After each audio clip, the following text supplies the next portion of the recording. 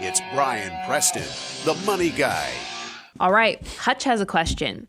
Is it okay to pause 401k contributions for a year or more to save up for my first home purchase? I'm currently maxing out all my buckets, but a 5% down payment is still brutal on the West Coast. What do you guys think?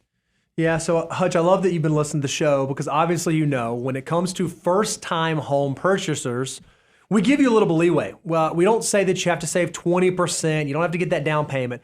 We're okay if you save as little as 3 to 5% for that first home so that you can get there. But even with that leeway, Hutch, it sounds like you're saying, man, 5% on the West Coast is still a lot of money. Is it okay if I stop my savings? Is it okay if I peel back from the financial order of operations to build up for that down payment? And I think the way that I would answer the question, Brian, is you got to have somewhere to live, right? Like ultimately, our money is nothing more than a tool that allows us to do the things that we want to do. Well, for a lot of us, one of the things that we want to do is own a home so that we can establish roots, so that we can start a family, so that we can fill in the blanks of all the things that we want to do.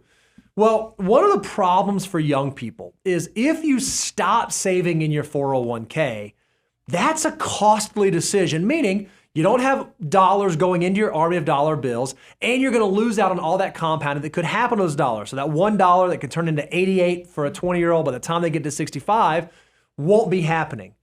Having said that, we live in the financial world of marginal decisions, and we have to make decisions based on not only what is best for us in the future, but also what is best for us now.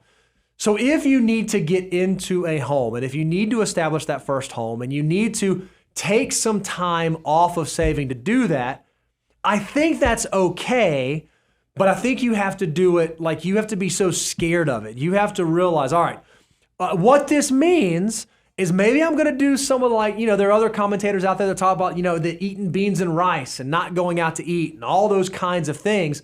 You may have to adopt that kind of mentality to save up that 5% as absolutely fast as you can so that once you get your pot of money built up, once you get into the new house, then you can get your army of dollar bills back working for you. Because and if possible, I love seeing people decrease their savings rate. So maybe I was saving 25%.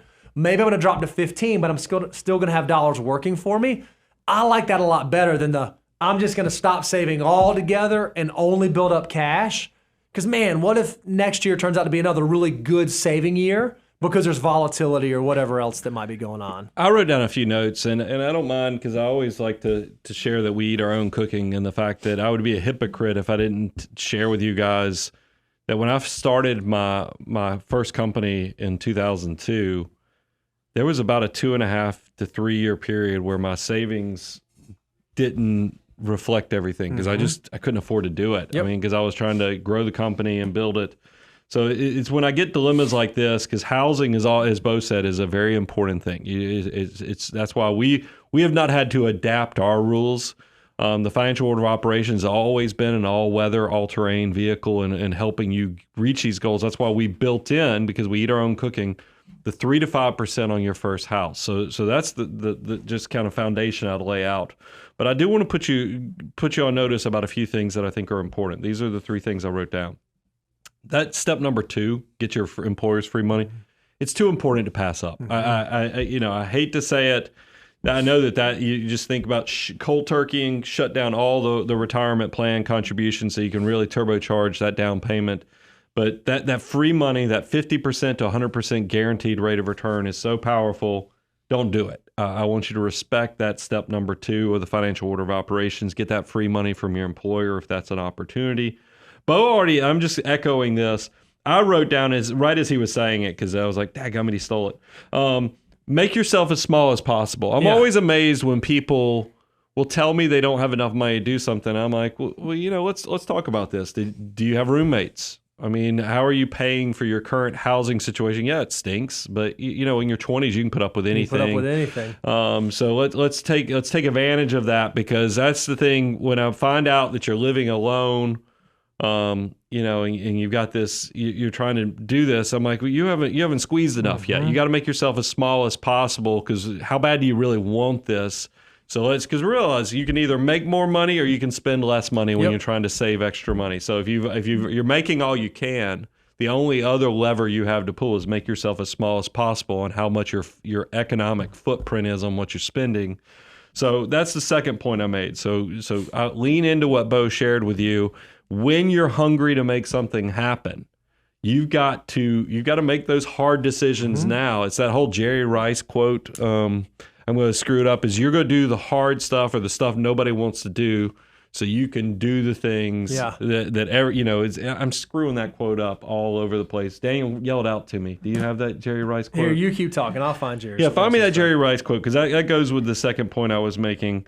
And then the third thing I wrote is that step number 4 of the financial order operations, the emergency reserves, has a lot of grace built into it. Realize we do 3 to 6 months on purpose. You might be more of a 3 months person, but because you're trying to save up 3 to 5%, that expands out to that 6 months.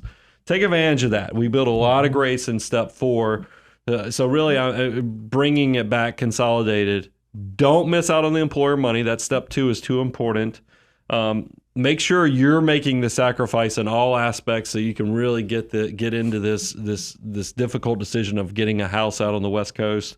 And then number 4 is that take advantage of that extra flexibility that's in the emergency reserve step of step 4. What's the Jerry Rice quote? He says, "Today I will do what others won't, so tomorrow I can accomplish what others can't." There you go. Oh, See? it's great. Yeah, I mean that's So exactly good. that's exactly the point we're trying to make, is that you do have to make some sacrifices. That's the whole concept of deferred gratification.